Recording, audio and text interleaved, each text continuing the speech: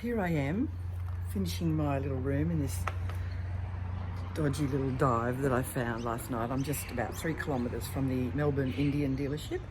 So I'm going there for some meetings this morning and then back to that antique motorcycle cafe for some more meetings and then onto the boat tonight to Tasmania.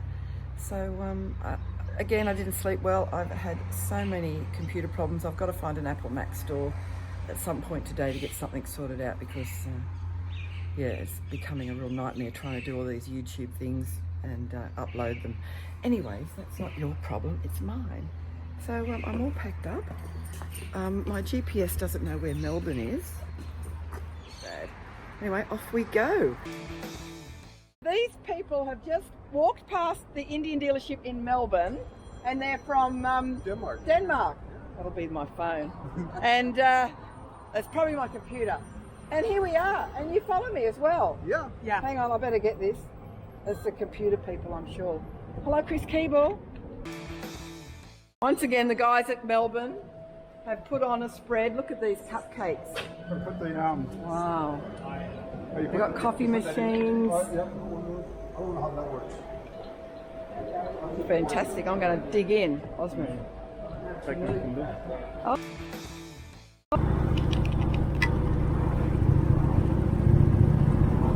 Something a bit different. You normally see country with me. There's the ocean. We're here with John. I'm at the Antique Motorcycle Cafe that was in yesterday's video.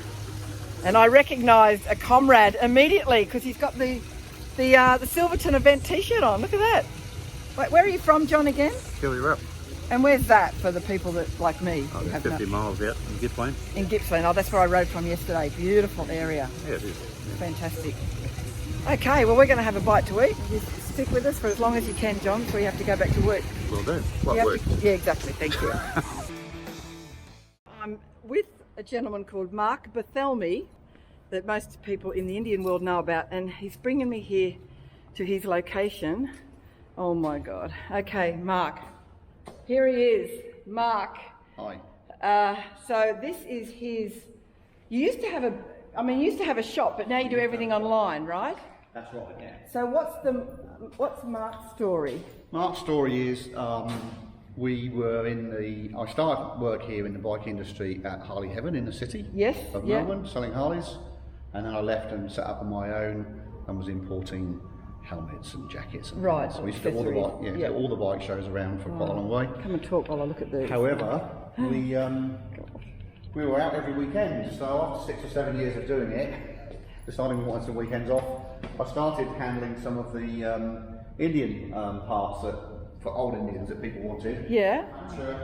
And supplied parts and accessories for all kinds of Indians, mostly old ones, but we do some stuff for the Polaris Indians. I've never seen this colour before. That's a King's Mountain Indian. Okay, right. So King's Mountain made about 950 bikes between 2008 and 2011. Okay. And they were the company that Polaris bought off when they took over. Beautiful. And that's the King's Mountain Bomber there as well. That's beautiful. Oh wow. That was the limited edition, 98 bikes made. Is that for sale? No. No. Some of these are, some are not. This one probably will be. This is a 34 I've just got in from the States. We've got to finish it off. So you bring them in, you go and find them. I know you do a few visits to the States. For example, this one here is a 1944. That's an original Australian Army chief. You can tell it's an Australian Army one because it's got oil on the tank. It's got an oil gauge. Little tag there and gas on the gas tanks. So the only time they ever did that to an Indian was for the Australian Army. They had about 800 bikes delivered in 1944, just before they pushed the Japanese back up out of New Guinea. Right. And this one here?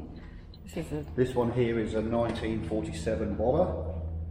Oh yeah. Obviously, we're involved with people with buying spare parts, all sorts of things, and I'll get off to me quite a lot of partial projects. People start something and then don't finish it. So this was one of them. And what's this one here? This one is a 1949 249 Super Scouts. It was a vertical twin made in the wigwam. That's interesting handlebars.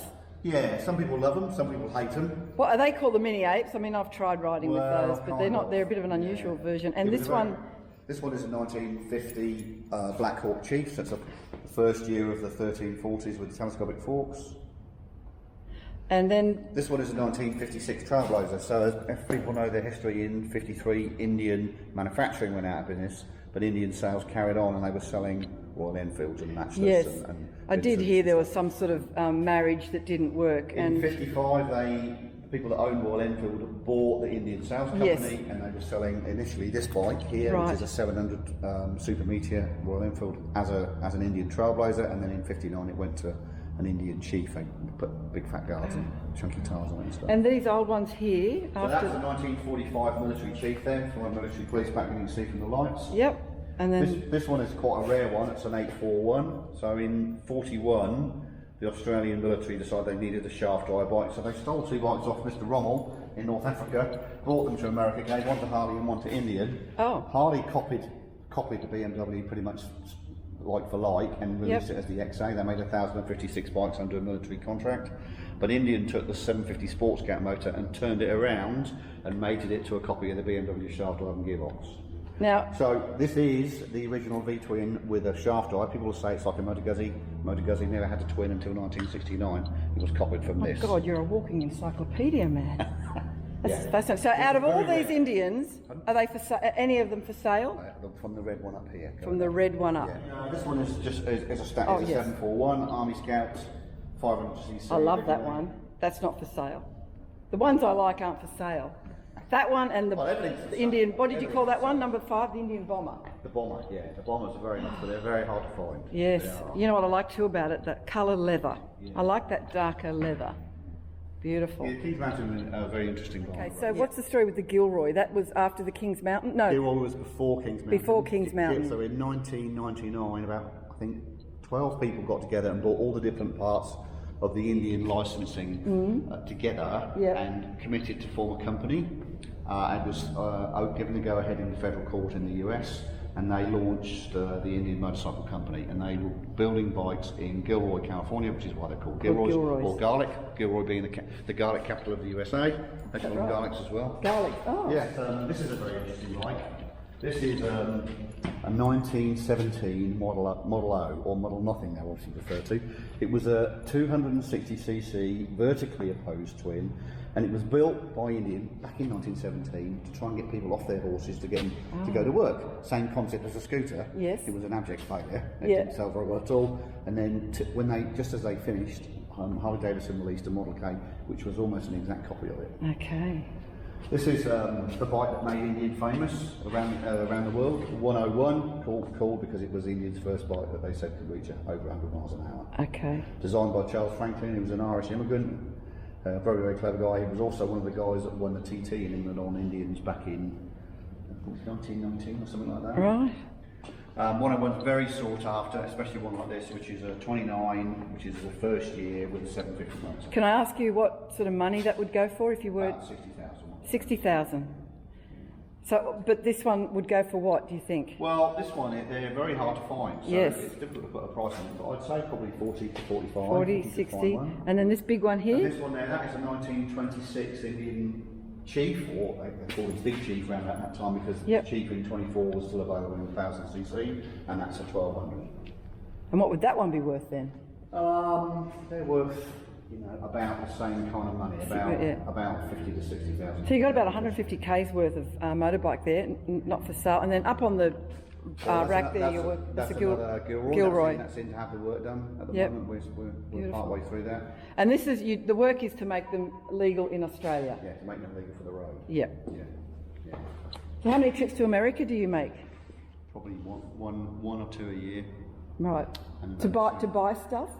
To buy stuff, Yeah, because the dollar's a bit shit at the moment, isn't it? It's been a bit shit for quite a while, actually. But hey, this is what they call a magneto spanner set. There's every spanner and feeler gauge and screwdriver you need on here to change your points. Do you sell of those? Yeah. Oh, we're going to buy that because I need to have tools. Yeah. I don't know what to do with them. No. But one day I'll be broken down on the side of the road. Well, they're for an old chief. That's what everything you need there. Oh, an to old do the chief, not pointing for and mine? Not for yours, you don't. Oh, okay. Well, won't have yeah. Sure. Yeah, I just But wait for that's some all bloke to come along like that. World's first factory custom, 1969 X75. When Triumph BSA were trying to get rid of the last of the Rocket 3s, they gave it to an American designer called Craig Vetter, who became very famous for designing fairings, and they did a makeover on it like this, and this bike could not be sold anywhere apparently until they did this to it, and now you can't find these for love and money. They're right, so that would be worth quite a bit. Yeah. But this one's interesting. This one is a 1982 Royal Wedding limited edition Bonneville. When they made 250 for the States, 250 for the rest of the world, including the UK, and this is an English one. You can see it's got the black and chrome tank, and they are that's almost as standard, except for the points. And they made it for what? For Charles and Diana's wedding. Charles in and 1982. they made 250 for their wedding. Yeah. Is it like a commemorative bike Yeah. for their wedding? Yeah. Well, God. this one here is this is a 1977 Silver Jubilee. Was made for the Queen's Silver Jubilee 50th year of reign, and they made 1,000 of these bikes in these colours with a little line on. Gee, you've got quite the collection. This one here is another Royal Wedding. Actually, after they did the 250 bikes, the Americans wanted more bikes, so they put a side panel on it and a couple of badges on it. So this is a Series 2 Royal Wedding limited edition. Right. This one here never really got off the ground. It was in about 83, 84 when the Meriden factory was about to close. They Californiaised, you can see with the stripe over the top, that one there, a Bonneville, and this is called the TSX. They are very, very rare. Yeah. This one's got 2,500 miles on it from brand new, and I found it here in Victoria. You found it here in Australia? I did, yeah. But very, very rare. Only made about 250 of them, I believe. And then in the same year, this was the very last bike I think that Triumph made in the Meriden Workers Cooperative, the TSS, which is a Bonneville with an 8-valve Westlake head on it. Again, only about 250 units made, so very, very rare. My God, Mark, so this little row of Triumphs here, none of them are for sale? No. No? I've got one, I'm missing one. I'm missing an American Royal Wedding which has got a peanut tank and it's... Where is that? Why is that missing? Because I can't find one. Oh, okay. Okay, so big shout out to anyone who's got what is it? What do you call it? A Royal Wedding limited edition US specification. Right. And a grey king and queen seat and a peanut tank and a blue and chrome. And that would complete your set. You'd be a happy man then. You'd die a happy man. Wow. That is very impressive. You certainly, thanks so much. It's been a really interesting little history thing there. Now we're going to your place. In my place, and you'll see some of my parts there that I've got. I'm going to see some of Mark's parts. So I've just met Mark. We have communicated online, but you know me. I just get to meet a lot of guys. None of them so far have been axe murderers. No. Just a bonus. But what's the chance of there being two, eh? There's something about the English humour. You're as dry as last week's toast, but I love it. Yeah.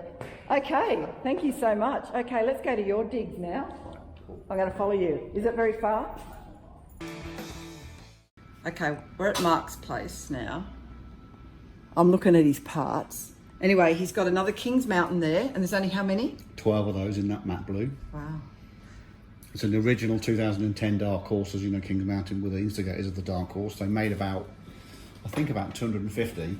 There are 12 matte blue ones, 12 matte red, 1 gloss red, I think, 1 green, 1 gloss white. Christ almighty, you're a travelling encyclopedia, man. And the rest of them were matte black. And then there's a Polaris, obviously there's a Polaris chip over there. Polaris. And all of these are, all these Indians here? They're all Indians.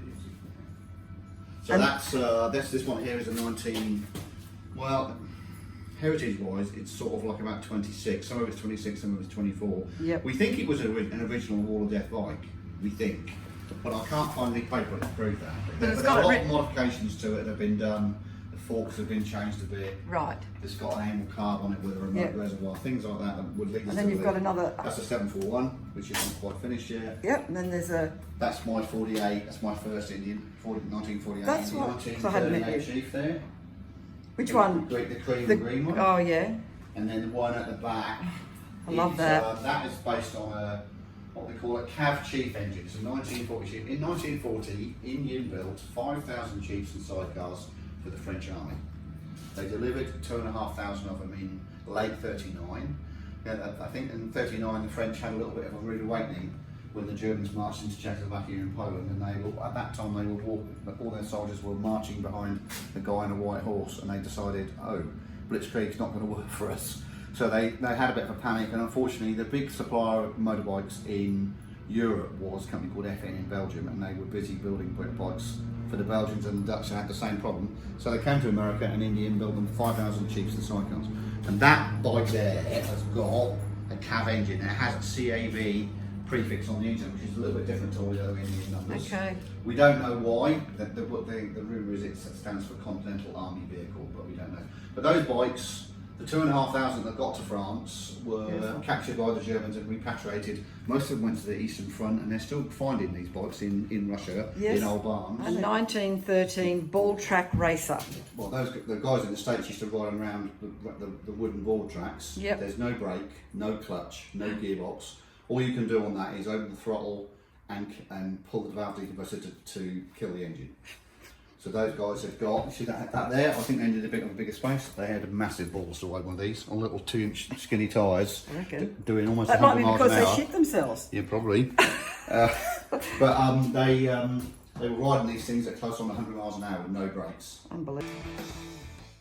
So I'm riding with Johnny G from the Naked Cafe, the Naked Racer Cafe and Antique Motorcycles. So yesterday I got it wrong. I called it Antique Motorcycles Cafe. So I fucked up. But anyway, he's corrected me. And it's an amazing place. If you come to Melbourne, you've got to go to that. So these guys, Johnny and Mark, Crazy Horse, are taking me to the boat.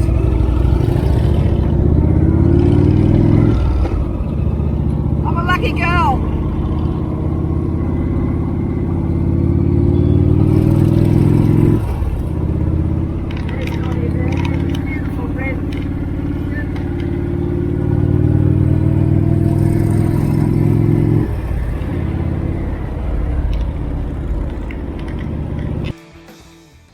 To that boat and say, Chris, you've missed it. That's it there. I'm shitting myself.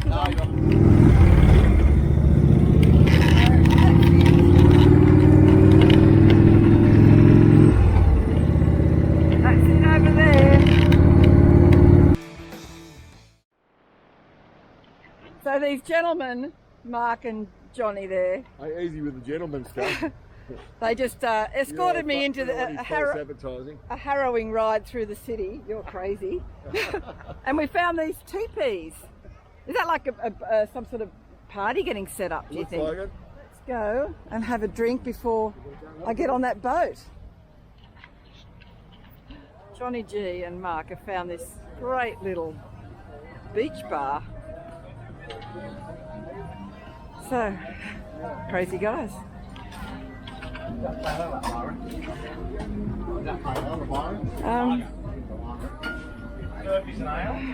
Gin and tonic.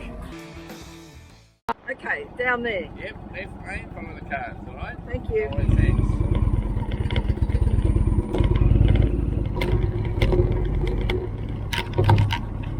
So I'm boarding the fucking plane. I've had a drink with the guys, so I'm a little bit fucking pissed. One drink. That's all it takes. One drink. So they said follow this down here and they will tell me what to do. Had to leave you this morning, baby. The ticket for the sky.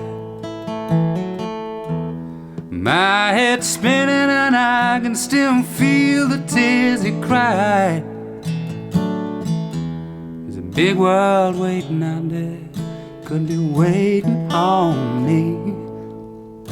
You'll always be the one, the only thing that I ever need. I've got one of these. Is that what I have to give you? And you want my paperwork? Yeah, that'd be cool. Which I should have got organised. Or your license, whatever's easier. Oh, licence is easy. I mean, I've got the ticket and everything in there, but... No, that's fine. Both with one another. There you go. Thank you. That's your cabin number and that's your cabin key. Fantastic. Alright, have a great trip. You're going to drive straight on.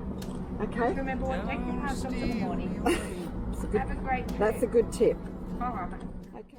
Like the rolling hills of Tennessee, the heat waves drifting through magnolia trees.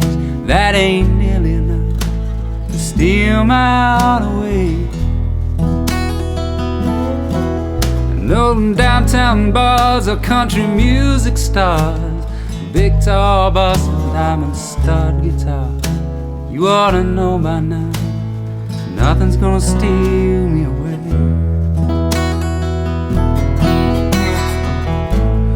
I know you're worried, I might break free from my world. I've just been led to a dead end. Trust me. Fucking hell.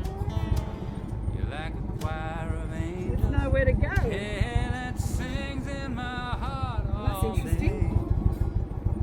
day. There ain't nothing. Oh, he's fucking hell. It's obviously not clear, or that glass of wine was absolute. Holding on for 2 more days. California dreaming out in West LA. And I'm missing you now like the air I need to breathe. Oh my god. Oh, over there. Okay, so I had to fucking. It's weird, but all the things are. There ain't nothing. Okay, I was following the blue line. I guess I'm not the first to do that. Here we go. I'll spin you around how we're going up to the road. Walking on sunset under swinging palm trees. That ain't nearly enough to steal my heart away. And all the glitz and glam and the Hollywood lights, all that money and fame, the endless nights. Leave it in first gear, put the side stand down. I don't think I got out of this. So I'm here in my cabin. It's about 8:30 at night. I've just gone for a bit of a walk to see what I can have to eat. And there's 2 choices. There's the buffet at $30 a head. Well, there was these pre-packaged salads, so I've got one of those. I've come back to my room because I've managed to work out the disc situation on my little Mac. But you know, I just did a few more YouTube tutorials and I came across one that actually made sense. But today, let me tell you, I was worried about it because I've got so much footage and my 4 tetrabyte fucking U-Butte, go take me to the moon and back again, hard disk is corrupt and it can't be read. And my disk is nearly full, so I'm freaking out thinking, how am I, going to download all this footage? So this morning I took the computer to a computer technical person about 3 blocks down from the Indian dealership. And it cost me 70, 80 bucks. And I said to them, I think the disk is corrupt. They go, we'll look at it. And I said, but really what I need is, I know I've freed up as much disk space as I can, but I know deep down in the belly of those Macs, there's more shit hiding. I just need a tip on how to go there. And so I can delete a whole bunch of files. I'm deleting it. With Macs, they all live in the underground, fucking underground.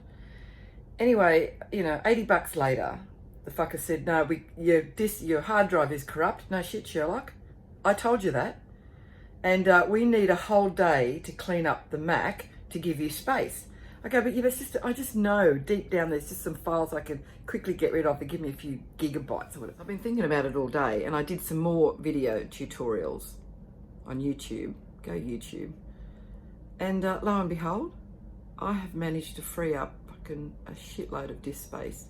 I found one that was really easy to understand and it took me to the right places, and I just hope I haven't stuffed something up and got rid of something that's important, but I don't think I have. So good night. This is the end of this one. So tomorrow I land in Tasmania, and this is part 3 that you've just watched, and I will then do part 4 and 5 and maybe 6 and 7. I've got so much riding to do. I'm already up to around 1,500 kilometres in the 3 days that I've been gone. So I've been doing a lot of riding and a lot more to come. Got Tassie, Great Ocean Road, the Silo Trails, and then eventually back to Sydney. Had to leave you this morning, baby. The ticket for the sky. My head's spinning and I can still feel the tears you cried. There's a big world waiting out there, could be waiting on me. You'll always be the one, the only thing that I ever need. 3 years in the making, coming true here today. And you're still standing by me through the struggle and the pain. Yeah, and I want you to know, believe me when I say there ain't nothing, babe, that's ever gonna steal me away. Like the rolling hills of Tennessee, the heat waves drifting through magnolia trees, that ain't nearly enough to steal my heart away. And those downtown bars are country music stars.